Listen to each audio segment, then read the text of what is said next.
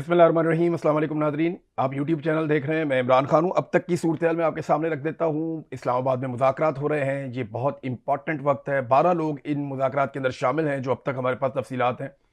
4 पाकिस्तानी हैं, 4 अमरीकी हैं और 4 ईरानी हैं। मुज़ाकरात के अंदर जो है वो काफ़ी स्ट्रेस माहौल है। ये बड़े मुश्किल मुज़ाकरात हैं, आसान नहीं है, क्योंकि दोनों फ़रीक़ैन बहुत दूर खड़े हैं और अभी एक जंग में से निकले हैं।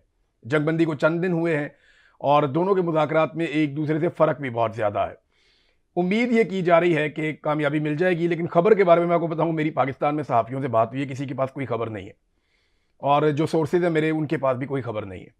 जो पाकिस्तान की जानिब से 4 लोग हैं वो तो खबर देने वाले नहीं हैं, और सबसे पहले अगर पाकिस्तान की जानिब से आगाह किया गया इन मुज़ाकरात के ऊपर तो वो डोनाल्ड ट्रंप के साथ वो चाहेंगे कि शेयर करें मामला। ये खबर या तो अमरीकी मीडिया से बाहर आएगी या ईरानी मीडिया से बाहर आएगी। पाकिस्तानी मीडिया के पास अंदाजे तखमीने ही होंगे। हाँ, पाकिस्तानी हुक्मरान या पाकिस्तानी जो वफद है वो अरब ममालिक के हुक्मरानों को, ये यानी सऊदी अरब को, कतर को, वो चाहेंगे कि उनको भी ये खबर पाकिस्तान की जानिब से पहुंचे। तो ये खबर आपको पाकिस्तान के अंदर से बहुत मुश्किल है कि निकले और मिले। जो पार्टिसिपेंट है उनको देख के तो मुझे ये आइडिया होता है। दूसरा, सबसे ज़्यादा इम्कान ये है कि इसकी अनाउंसमेंट डोनाल्ड ट्रंप करे, क्योंकि डोनाल्ड ट्रंप की ये ख्वाहिश भी होती है, वो अपना, उनका एक ट्रुथ सोशल मीडिया भी है, और वो डोनाल्ड ट्रंप की ख्वाहिश होगी कि बड़ी खबर या बड़ी डेवलपमेंट वो डोनाल्ड ट्रंप के प्लेटफॉर्म से दुनिया तक पहुंचे। और पहले आपने ये देखा भी है, वो इस किस्म की कोशिश करते भी हैं। बहरहाल खबर आएगी तो वो जंगल में आग की तरह फैलेगी। ब्रेक कोई भी करे, वो पूरी दुनिया के अंदर फौरी तौर पे सबसे बड़ी ब्रेकिंग न्यूज़ बनेगी जो भी इसमें डेवलपमेंट होगी। बहुत मुश्किल है मुज़ाकरात को नतीजा खेज बनाना। इस पर बड़ी मेहनत करनी पड़ेगी, बहुत दिल भी बड़ा करना पड़ेगा। ईरान को क्या चाहिए, अमेरिका को क्या चाहिए, यह है सबसे बड़ी चीज इन मुज़ाकरात में। सबसे बड़ा मसला यह है कि ईरान जो मांग रहा है क्या अमेरिका दे सकता है, या अमेरिका जो मांग रहा है क्या वो ईरान छोड़ सकता है। ये दो चीजें हैं ना। तो देखें वो कौन सी 5-6 चीजें हैं जो ईरान को चाहिए और वो कौन सी चीजें हैं जो अमेरिका को चाहिए। नंबर 1, ईरान को चाहिए आबनाए हुर्मत पर कंट्रोल। ये सोने की चिड़िया उनके हाथ लग गई और उन्हें आइडिया हो गया कि इससे तो बहुत पैसा भी कमाया जा सकता है, और उन्होंने इसको बंद करने का अमली तौर पे तजर्बा भी कर लिया और दुनिया को उन्होंने दिखा भी दिया कि वो इसको ताकत के जोर पे बंद कर सकते हैं। अब ईरान ने ये बार बार कहा और वो ये कहते हैं कि ये पहले की तरह कभी नहीं होगी, ये ईरान के कंट्रोल में रहेगी। तो पहला तो ईरान का जो बड़ा मुतालबा है वो ये कि आबनाए हुर्मत पे वो कंट्रोल रखना चाहते हैं और एक मैकेनिज्म के जरिए से इसको चलाना चाहते हैं। ये बात अरब ममालिक नहीं मानते, लेकिन चले आगे चलते हैं। दूसरा उनका ये है कि मुंजमद असासे जो है ईरान के, ये बहुत बड़ी मिकदार में 120 अरब डॉलर लगभग ये बनते हैं। ये पैसा ईरान को मिल जाए तो उसकी किस्मत बदल जाए। वो इस पैसे को बड़े अच्छे तरीके से इस्तेमाल करके ईरान के अंदर बहुत बड़ा इंफ्रास्ट्रक्चर, बड़ी डेवलपमेंट, लोगों का बड़ा फायदा कर सकते हैं। तो ईरान को बहुत बड़े पैमाने पे ना सिर्फ ऑक्सीजन मिल जाएगी बल्कि बड़ी ताकत मिल जाएगी अगर ये पैसा ईरान की इकोनॉमी में अगले 1-2 साल में, 3 साल में भी पंप इन हो जाता है। तो अब ये पाबंदियां यूएन के जरिए भी लगी हुई हैं और अलग अलग जराए।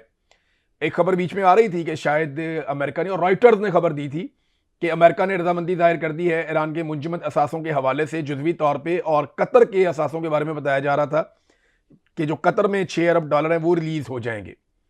लेकिन फिर अमेरिका के अंदर से व्हाइट हाउस के एक ऑफिसर ने इसकी तरदीद भी की है और ये कहा गया कि जनाब अभी असासे ईरान के डी फ्रीज नहीं किए गए।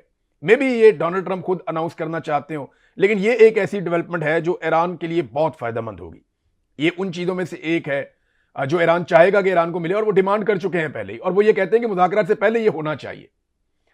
तीसरी चीज जो ईरान मांगता है वो पाबंदियों का खात्मा है। ईरान पे बड़े लंबे अरसे से पाबंदियां लगाई, गैस नहीं बेच सकता, तेल नहीं बेच सकता, आलमी मंडियों तक उसकी एक्सेस को महदूद किया गया है। ईरानी करेंसी जो है वो बिल्कुल ज़मीन बोस हो चुकी है, गिर चुकी है, उसकी वैल्यू नहीं रही। ये सारी चीज़ें ईरान के साथ गुज़िश्ता कई दहाइयों से हो रही हैं। वो पाबंदियों में नरमी चाहेगा और इसके लिए अक़वाम मुत्तहिदा में भी ममालिक को जाना पड़ेगा। अमेरिका ही है ना, बाकी तो ममालिक सारे अब ये बात समझते हैं कि हमें अमन कायम करना चाहिए। अमेरिका के पास ही एक वीटो पावर है। रशिया, चाइना, फ्रांस, बरतानिया, जर्मनी, बाकी ममालिक किसी और तरह सोचते हैं। बहरहाल ये पाबंदियों वाला मामला एक और है, ईरान को लगता है उसका हक उसे मिलना चाहिए। फिर जंगी नुकसानात का अजाला, ये भी ईरान का एक ऐसा मुतालबा है जो सख्त मुतालबा है। फिर 5वां मुतालबा उनका यह है कि मुस्तकिल जंगबंदी हो, यानी दोबारा हम पे हमला ना किया जाए, इसकी बाकायदा गारंटी होनी चाहिए। अमरीकी अड्डों का खात्मा भी वो मांगते हैं, लेकिन मुझे नहीं लगता कि ये मुतालबा उनका इतने ज़ोर से मौजूद रहेगा मुज़ाकरात के इख्तिताम तक कि वो ये कहें कि जी ये नहीं होगा तो हम नहीं मानते। अब आ जाए अमेरिका को क्या चाहिए। अमेरिका को जो मेन चीज़ एक चाहिए वो ये है कि ईरान एटमी कुव्वत कभी नहीं बनेगा, और इस सिलसिले में अमेरिका ये भी चाहता है कि जो यूरेनियम अब तक ईरान ने 60% अफसूदा कर ली है, वो यूरेनियम वापस कर दी जाए। वापस करने का मतलब यह है कि वो हवाले कर दी जाए अमेरिका के, या IAEA के साथ मुकम्मल ताउन किया जाए। ये उनके मुतालबात हैं अमेरिका के। अब ईरान इसमें कितनी फ्लेक्सिबिलिटी दिखाता है ये आप देख लेते हैं। आबनाए हुर्मुज़ को पुराने तरीके पर बहाल किया जाए, ये अमेरिका का मुतालबा है। इससे पहले देखें डोनाल्ड ट्रंप ना, इसमें कन्फ्यूजन है थोड़ी सी। डोनाल्ड ट्रंप का ये स्टेटमेंट भी आ चुका है कि आबनाए हुर्मुज़ के जरिए ईरान के साथ मिलकर हम कोई बेहतर हल तलाश कर सकते हैं, यानी वहां से बहुत पैसा भी बन सकता है। ट्रंप के दिमाग में भी ये बात है। लेकिन अरब ममालिक का ये मुतालबा है, जो कि अमेरिका के इत्तेहादी हैं और बहुत पैसा वो अमेरिका पे खर्च करते हैं। अरब ममालिक ये कभी नहीं चाहेंगे, वो ये तो कर लेंगे कि बहुत सारा पैसा अमेरिका को दे देंगे, लेकिन वो ये कभी नहीं चाहेंगे कि आबनाए हुर्मुज़ पे कंट्रोल करके ईरान यहां से पैसा बनाए।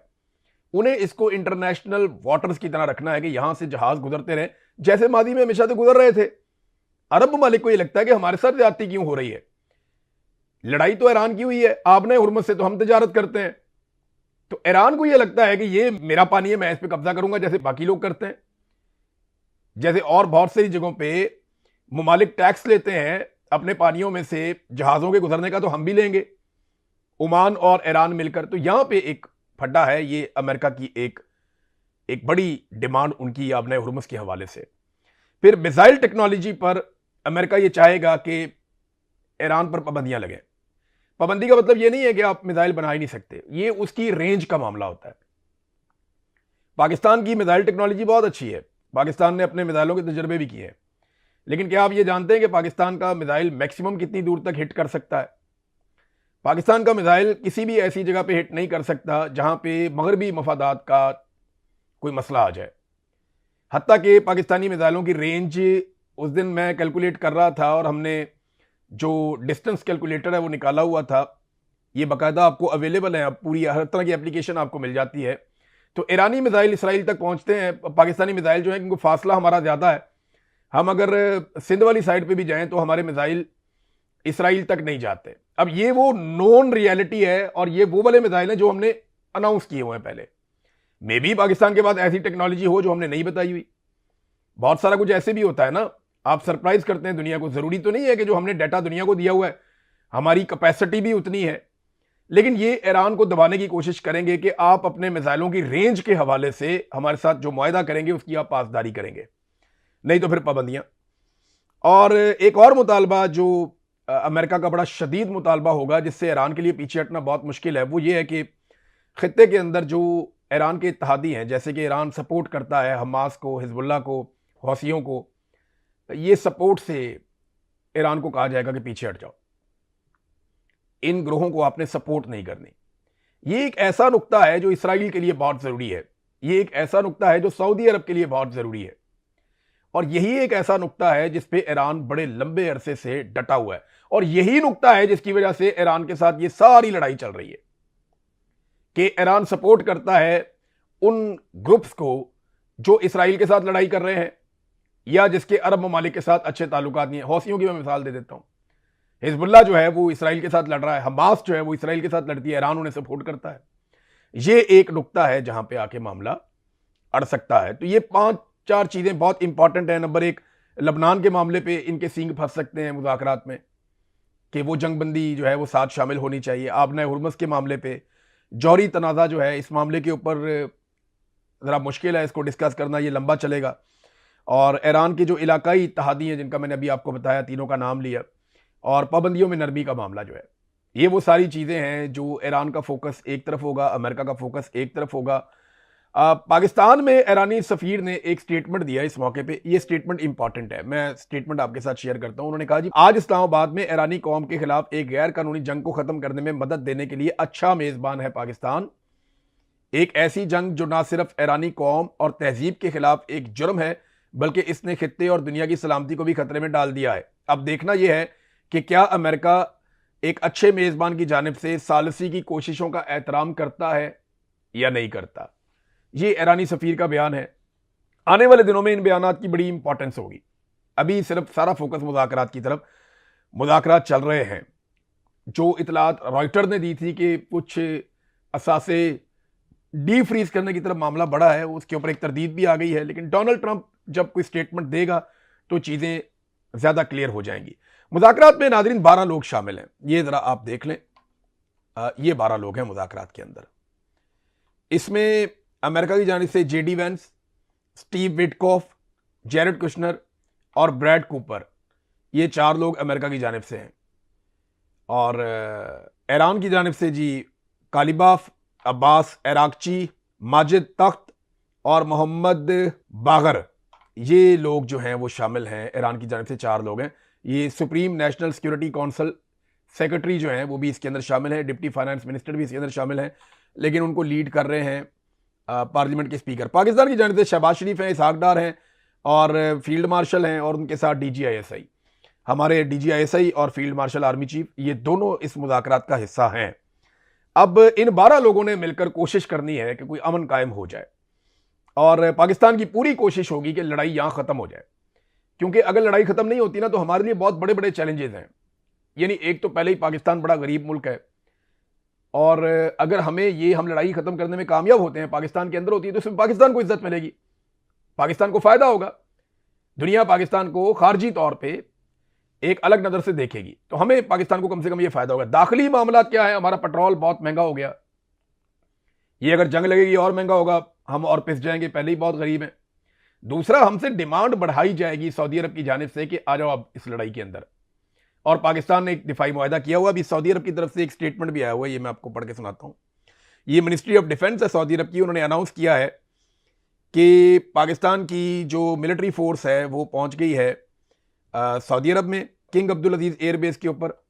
इसका जो ईस्टर्न सेक्टर है वहां पे पहुंची पाकिस्तान की फौज, एयरफोर्स और जंगी जहाज पाकिस्तानी एयरफोर्स के सऊदी अरब में पहुंचे हैं। ये इतलात जनाब आ गई हैं, और ये ऑफिशियल इतलात हैं, इनको कंफर्म कर दिया गया, मीडिया के अंदर ये चीज़ें चल रही हैं कि जनाब पाकिस्तानी एयरफोर्स जो है वो सऊदी अरब में पहुंची है। अब ये एक मुआहदा किया हुआ है पाकिस्तान ने सऊदी अरब के साथ, एक जंगी मुआहदा है, और इस माहौल में जब ये खबर आती है तो अभी हम इसके ऊपर डिस्कस नहीं करते, लेकिन ये एक डेवलपमेंट है जो मैंने आपके सामने रख दी है। माजी में पाकिस्तान ने यमन और सऊदी अरब की लड़ाई में न्यूट्रल रहने का फैसला किया था, और वो पाकिस्तान की पार्लियामान ने किया था, और इस मरतबा भी पाकिस्तानियों ने इस बात पे जोर दिया कि पाकिस्तान को ईरान और अमेरिका या सऊदी अरब या इन झगड़ों के अंदर पाकिस्तान को नहीं जाना, पाकिस्तान को न्यूट्रल रहना है, और अमन के लिए किरदार अदा कर सकता है पाकिस्तान तो ज़रूर करे। लेकिन पाकिस्तान के अवामी नुमाइंदों से मुशावरत के बगैर एक दिफाई मुआहदा सऊदी अरब से किया गया। आज तक हम नहीं जानते कि दिफाई मुआहदा क्या है, उसमें क्या लिखा है। ये पब्लिक किया जाना चाहिए। कोई डिमांड भी नहीं किया, ना अपोजिशन ने डिमांड किया, ना किसी ने बताया कि दिफाई मुआहदा आप हमारे सामने रखें या हमें बताएं कि इस दिफाई मुआहदे के अंदर क्या लिखा है। तो किसी ने डिमांड भी नहीं किया, किसी ने दिखाया भी नहीं। बहरहाल उस दिफाई मुआहदे के तहत किंग अब्दुल अजीज एयरबेस के ऊपर पाकिस्तानी एयरफोर्स के जंगी तैयारे पहुंचे हैं, और पाकिस्तान अपनी डिप्लॉयमेंट वहां पर कर रहा है। इसके अलावा हमें एक और चीज़ याद रखनी चाहिए कि मुज़ाकरात का माहौल तो एक तरफ चल रहा है, पूरी कोशिश की जा रही है जंगबंदी की। डोनाल्ड ट्रंप ने कहा कि वो बड़ा पुरुमीद भी है, लेकिन इसके बावजूद इस वक्त खलीजी ममालिक में अमेरिका अपनी फौजी ताकत को बढ़ा रहा है। लगातार अमरीकी तैयारे, अमरीकी हथियार, अमरीकी मरीन्स वो इस रीजन में पहुंच रहे हैं। बल्कि अब खाली अमेरिकन नहीं आ रहे, वो अपने इत्तेहादियों को भी कायल कर रहे हैं कि जंगबंदी हो चुकी है, अब वहां पर चलो और चल के जंगबंदी के मामलात को संभालो। तो अब अगर दोबारा खुदा न खास्ता लड़ाई होती है तो उसमें ईरान के लिए ज़्यादा बड़े चैलेंजेस होंगे, और ज़्यादा बड़ी फोर्स इस खित्ते में जमा हो चुकी होगी। तो ईरान को ना थोड़ी फ्लेक्सिबिलिटी पैदा करनी पड़ेगी, और कुछ अमेरिकन को भी कुछ चीज़ों के ऊपर फ्लेक्सिबिलिटी पैदा करनी पड़ेगी। इसराइल को कंट्रोल करना, यहाँ पे मैं एक मरतबा फिर कहूँगा कि वो बहुत ज़रूरी है, वो बहुत ज़्यादा ज़रूरी है कि इसराइल जो है वो अब जंगबंदी के ऊपर कारबंद रहे, ना सिर्फ ईरान के साथ बल्कि जो लबनान के साथ जंगबंदी के ऊपर जोर दिया जा रहा है उसको भी अमली जामा पहनाया जाए। पाकिस्तान तहरीक इंसाफ ने एक बड़ा शानदार स्टेटमेंट दिया, ये स्टेटमेंट मैं आपके सामने रखता हूं। पाकिस्तान तहरीक इंसाफ इस्लामाबाद में जारी अमेरिका और ईरान के दरमियान मुज़ाकरात की कामयाबी के लिए दिली दुआगो है। हम पूरी उम्मीद हैं कि ये अहम मुशावरत मुस्बत और बाहमी तौर पर मुफीद नताइज की हामिल साबित होंगी। जो ना सिर्फ उम्मत मुस्लिमा के इज्तिमाई मफाद को आगे बढ़ाएंगी बल्कि पाकिस्तान के स्ट्रेटेजिक मफादात को भी मजबूत करेंगी और पूरे खित्ते में अमन, इस्तेहकाम और खुशहाली के फ़रोग का बायस बनेगी। अल्लाह ताला से दुआ है कि वो इन कोशिशों को अपनी रहमतों से नवाजे, मुतअल्लिका फ़रीक़ैन को दानाई और दुरुस्त रहनुमाई अता फरमाए और ऐसे नतीजा खेज फैसलों की राह हमवार करे जो सबके लिए खैर और भलाई का सबब बने। मरकजी मीडिया डिपार्टमेंट पाकिस्तान तहरीक इंसाफ, इससे मुस्बत स्टेटमेंट नहीं हो सकता। यानी ये स्टेटमेंट इतना मुस्बत है कि इसके अंदर पाकिस्तान तहरीक इंसाफ ने इमरान खान का नाम तक नहीं लिया। हालांकि तहरीक इंसाफ के लोग ये 2-3 दिन से कह रहे हैं कि ये इमरान खान का विजन था, इमरान खान ने बड़ी कोशिश की, और ये हकीकत है। लोग इसको डिस्कस भी कर रहे हैं कि अगर इमरान खान साहब एब्सोल्युटली नॉट ना कहते और पाकिस्तान अड्डे दे देता तो आज पाकिस्तान सालसी का किरदार अदा करने के काबिल नहीं होता। आज हम एक फ्रीक होते, लड़ाई का हिस्सा बन जाते हम। क्योंकि देखें ना, जब आप अड्डे दे देते तो आपके अड्डों से अटैक होता। कतर में मुज़ाकरात क्यों नहीं हुए? क्योंकि वहां पे अड्डे हैं। सऊदी अरब में क्यों नहीं है? वहां पे अड्डे हैं। ओमान में क्यों नहीं हुए? दुबई में क्यों नहीं हुए? बाकी जगहों पे, बहरीन में क्यों नहीं हुए? ये किसी मुल्क के अंदर भी ये मुज़ाकरात इसलिए नहीं हुए कि वहां पे अड्डे हैं। और नेटो का रुकन है तुर्की, आप ये भी जानते हैं। मिस्र की सूरत हाल भी आप जानते हैं। तो पाकिस्तान में अगर अड्डे होते तो पाकिस्तान मुज़ाकरात का हिस्सा ना होता। लेकिन इमरान खान ने एक फैसला किया था, एक अच्छा फैसला था। पाकिस्तान तहरीक इंसाफ ने बड़ा पॉजिटिव जेस्चर दिया, बड़ा शानदार जेस्चर है। लेकिन तहरीक इंसाफ पे ज्यादा फोकस है। जो दरबारी हैं या जो नून लीग के लोग हैं या एस्टेब्लिशमेंट के टाउट हैं, उन सबका फोकस तहरीक इंसाफ पे ही है। वो तहरीक इंसाफ की ना मॉरल पुलिसिंग कर रहे हैं। वो ये कह रहे हैं आप डांस क्यों नहीं करते, आप नाच क्यों नहीं रहे, आप गा क्यों नहीं रहे, देखें आप खुशियां क्यों नहीं मना रहे। वो भाई उनको मार मार के उनका बुरकस निकाल दिया, उनके लीडर की बिनाई दाया हो रही है, जुल्म और जबर की उन पर इंतहा की हुई है। उनकी खवातीन जो है वो जेलों के अंदर कैद है, उनको आपने बर्बाद करके रख दिया, उनका पूरा मैंडेट छीन लिया है। शुक्र करें वो ये कह रहे हैं जनाब हम बड़े खुश हैं और हम ये चाहते हैं कि ये कामयाब हो। वो आपको दुआएं भी दे रहे हैं। अब इससे ज्यादा वो क्या करें? और वो पाकिस्तान को दुआ दे रहे हैं, एक्चुअली किसी पॉलिटिकल पार्टी को तो वो नहीं दे रहे। वो पॉलिटिकली जो डिफरेंसेस है वो रहेंगे और वो रहते भी हैं। आपका इख्तिलाफ राय हो सकता है, लेकिन इस चीज के ऊपर पीटीआई ने बड़ा पॉजिटिव जेस्चर दिया है। लेकिन वो लोग जो माजी में मोहम्मद बिन सलमान के आने के ऊपर जमाल खशोगी के डीपी लगा लेते थे, मैं उनसे पूछना चाहता हूं कि आज जेडी वेंस के आने के ऊपर या जेरेड कुशनर के आने के ऊपर उन्होंने मिनाब स्कूल के बच्चों के डीपी लगाए हैं, आयतुल्लाह अली खामनाई के डीपी लगाए हैं उन्होंने, या उन्होंने अपनी डीबियां चेंज की हैं जेडी वेंस के आने के ऊपर, या कोई एहतजाज किया कि अमेरिका ने वो जुल्म किया था, ये जुल्म किया था, या वो किया था, या ऐसे किया या वैसे किया? कोई एक चीज, कोई एक तस्वीर लगाई हो तो ये सिर्फ पॉलिटिकल माइलेज हासिल करने की कोशिश होती है। इसके अंदर देखें पाकिस्तानियत नहीं है। अगर किसी के दिमाग में ये बात चल रही है कि ये पाकिस्तान के लिए ये लोग सोच रहे हैं, पाकिस्तान के साथ नहीं, वो पीटीआई को गंदा करना चाह रहे हैं और कोई बात नहीं है। क्योंकि उन्हें यह पता है कि वो बगैर मैंडेट के आकर बैठे हुए हैं। इख्तिदार तो पाकिस्तान तहरीक इंसाफ का है ना, ये लोग तो चोरी करके इख्तिदार पे आकर बैठ गए। तो इतने बड़े इवेंट को, जहां पॉजिटिव रहना चाहिए था सबको, इतने बड़े इवेंट को जो हुकूमती जमातें हैं वो अपनी मुखालिफ जमात को क्रश करने के लिए लगातार इस्तेमाल कर रही हैं। आप ख्वाजा आसिफ की टाइमलाइन उठाकर देख लें, इसराइल के खिलाफ जो 1-2 ट्वीट किए हैं, वो एक और भी अभी मैं देख रहा था, एक और ट्वीट गायब है उनका। ख्वाजा आसिफ का एक ट्वीट और भी गायब है खामोशी से, पता ही नहीं चला वो कहां गया। अब लोग बता रहे हैं कि एक और भी डिलीट हो गया। तो बड़ी सख्ती आई हुई है ख्वाजा आसिफ पे। लेकिन आप देखेंगे लगातार वो पाकिस्तान तहरीक इंसाफ को टारगेट करते जा रहे हैं। इसराइल को जहां टारगेट किया वहां उनको डिलीट करना पड़ गया, वहां उन्होंने डिलीट कर दिया है। तो इसको भी अगर आप एक मौके के तौर पे देखें, और पाकिस्तान तहरीक इंसाफ रियली में मैं आपको बताऊं, उन्हें इस बात का खतरा है और ये खतरा गलत नहीं है। वो पाकिस्तान तहरीक इंसाफ के लोग ये जानते हैं और माजी में ये तजुर्बा हो चुका है, माजी में भी तजुर्बा हो चुका है कि जब भी पाकिस्तान की मिलिट्री एस्टेब्लिशमेंट को आलमी सतह पे थोड़ी सी भी ऑक्सीजन मिलती है तो वो पाकिस्तानियों के ऊपर जुल्म करते हैं। वो पाकिस्तान के अंदर अपनी मुखालिफ सियासी जमात को बुरी तरह कुचलना शुरू कर देते हैं। माजी में भी जब उन्हें स्पेस मिली, जैसे ही उन्होंने स्पेस हासिल की, उन्होंने पाकिस्तान के अंदर जुल्म और बर्बरियत का बाजार गर्म कर दिया। अब अगर उन्हें आलमी सतह पे कोई स्पेस मिलेगी तो पाकिस्तान के अंदर वो दोबारा जुल्म और बर्बरियत का बाजार गर्म करेंगे। इस बात का खतरा पाकिस्तान तहरीक इंसाफ को जरूर है। और हमने माजी का ट्रैक रिकॉर्ड देखें तो इन्होंने ऐसे ही किया हमेशा। पाकिस्तान के अंदर इससे कोई फर्क पड़ेगा? देखें, पाकिस्तान में पीएमएलएन की मकबूलियत पे इससे फर्क कोई नहीं पड़ेगा। हाँ, इंटरनेशनली ये है कि पाकिस्तान को इसका फायदा हुआ। ये जो चेहरे हैं जो इस मुलाकात के अंदर है, इनको इंटरनेशनली मजीद रिकग्निशन मिल जाएगी। लेकिन पाकिस्तान के अंदर ये 1 आधे महीने की गेम है, 2 महीने की गेम है। आपको लोगों को रिलीफ देना पड़ेगा, आपको महंगाई कम करनी पड़ेगी, गुर्बत कम करनी पड़ेगी, बेरोजगारी कम करनी पड़ेगी, मईशत को खड़ा करना पड़ेगा, पाकिस्तान में सियासी इस्तेहकाम लाना पड़ेगा, पाकिस्तान में अदलिया को बेहतर करना पड़ेगा, आज़ादी सारे राय देना पड़ेगा, पाकिस्तान में जो घुटन का एक माहौल है वो आपको खत्म करना पड़ेगा। जब तक आप घुटन का वो माहौल खत्म नहीं करेंगे, इसका कोई फायदा आप नहीं उठा सकते लंबे अरसे तक। हाँ, एक ही चीज है कि मिलिट्री एस्टेब्लिशमेंट किसी भी कामयाबी के बाद होश के नाखून ले और पाकिस्तान को चलने के लिए खुला छोड़े, पाकिस्तान में लोगों को आजादी से सांस लेने दे, फिर आप देखिएगा इसका फायदा भी हो सकता है पाकिस्तान के अंदर। लेकिन ट्रैक रिकॉर्ड ये नहीं है, ट्रैक रिकॉर्ड कोई और है। एक और अच्छी खबर यह है कि आयरलैंड ने फलस्तीन को तस्लीम कर लिया, ये खबरें आ रही हैं। तो ये बड़ी अच्छी बात है कि आहिस्ता आहिस्ता यूरोपीय ममालिक एक एक करके फ़लस्तीन को तस्लीम कर रहे हैं और फ़लस्तीन के वजूद के हवाले से जो हमारी ख्वाहिश है सारी दुनिया की कि वो एक रियासत के तौर पे वो लोग अपनी आज़ाद ज़िंदगी गुजारें, मामला उस तरफ बढ़ता हुआ दिखाई दे रहा है। अब तक के लिए इतनी, अपना ख्याल रखिएगा, अपने इस चैनल का भी। अल्लाह हाफ़िज़।